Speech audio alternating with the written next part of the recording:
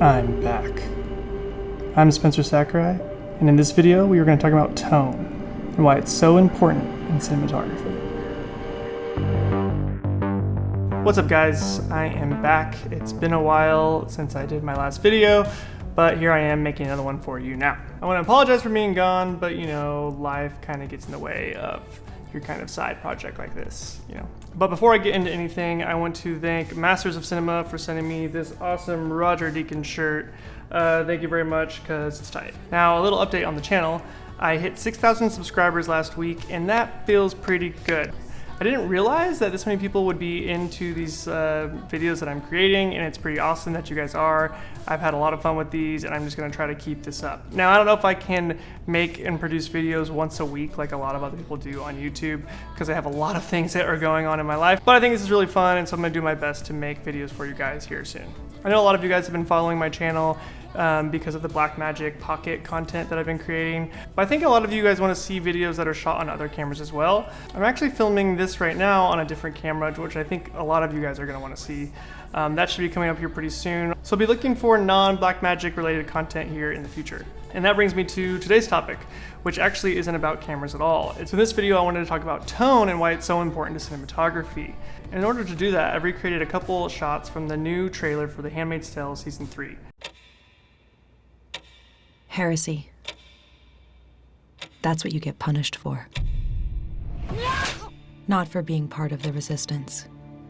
Because officially, there is no resistance. Not for helping people escape.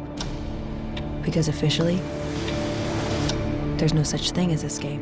So the tone of a film really will help you tell your story. It'll really help set the mood and help push the story forward with your visuals.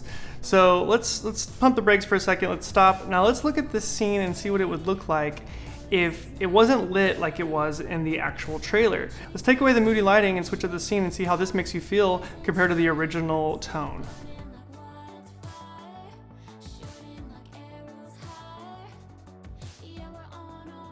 So first, let's look at it, which is the windows open, and nice sunlight coming in, and then let's slowly bring in the mood. Bring in the tone of the real Handmaid's Tale.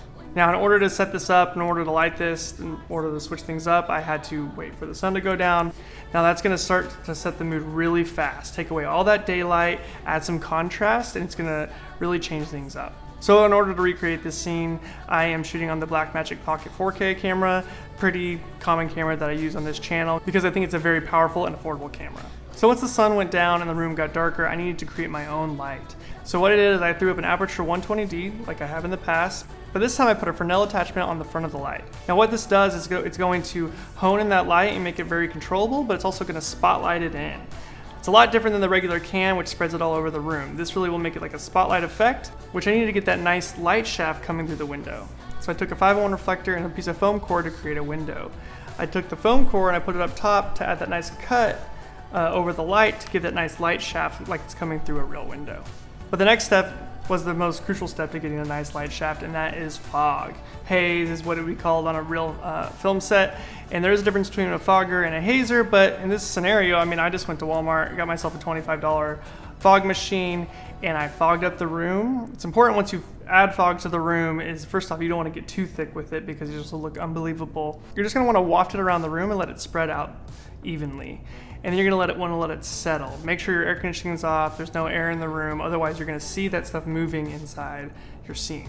But once the fog settles, that light's going to come right through there and it's going to make an awesome light shaft. So light shafts like this aren't even that common in reality, but you can tell here that they wanted to set a mood, they wanted to set a tone. So they added that fog and they added that nice piercing light. So they used that light shaft to direct the audience's attention to the subject. So another trick I used here to make it look more like the Handmaid's Tale trailer was I used a Tiffin Black Pro Mist. I've used this in some previous videos. It's a softening filter. It kind of adds halation to the highlights. So when you put that filter on your lens, that light's gonna bloom a little bit when it hits the sensor.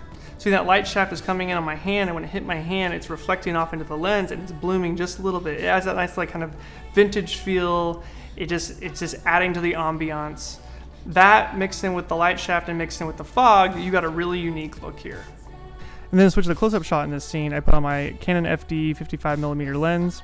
And then I put the black pro mist on the front of that, just to make sure we had the lifted shadows and the halation in the highlights. Now I opened this up all the way to 1.2 to make sure I got the most shallow depth of field I could get. If you look at the original shot, it's pretty shallow. I think I didn't quite get there because my shoulders weren't quite far enough back. I didn't have the same stance, but I think that the shot still like holds up against the other one. So I wanted to kind of keep the scene still dark and moody, and if I would have just put the 55 on and moved in closer, I would have had a lot of light on the background. So I took a black blanket and I hung it in the background, and then I did the shot, and so that background really falls away and disappears into the darkness, and it really adds that tone that we were looking for. And the last part to getting good tone is obviously the color grade. We can just hop into DaVinci Resolve and we can look at the original trailer, and then we can kind of deconstruct how they did the color here. From what I can tell, they've pushed the shadows into the kind of more of the teal section, and the midtones more into the blues, and then they added some kind of orangey red to the highlights. We can push these around a little bit to eye, and we can get our color pretty close to the same. And just like we've done in the past, if you look at the vector scope over here, we really pulled down all of the information below around like 500 IRE. So it's a really compressed image, really dark, but still very rich and has a lot of tone. So let's quickly go back to the original one. Here's just daylight coming in, and then let's pop over to the tone that we have created using our lighting. Now you can see how these both convey different messages. So if we look at these side by side with no dialogue, you can tell that they're both telling different stories. So it's really important to know your tone of your film or your project before you're even entering into it. Once you find that tone, once you've established that, you can use that as a guideline for the rest of the film to really help tell that story. Now this might seem like an obvious thing, but I think it's one thing that people forget a lot before moving into shooting their projects or films. But if you always have this on your checklist and ready to go during pre-production, you're gonna help tell your stories better. I get on YouTube and I get on Instagram and I see things all the time like, man, that looks really pretty, and then I go and click on it and I actually see what the story's about, and it has nothing to do with the imagery. The imagery is just something that someone wanted to put together, make look cool, but there's really no point to it. And this goes back to some of my other videos and talking about intentionality. If the tonality's not right, you're probably gonna tell a different type of story than what you were intending to begin with. Well, let me know in the comments if you thought this video was helpful, or if you have any more questions, and until next time guys, see ya.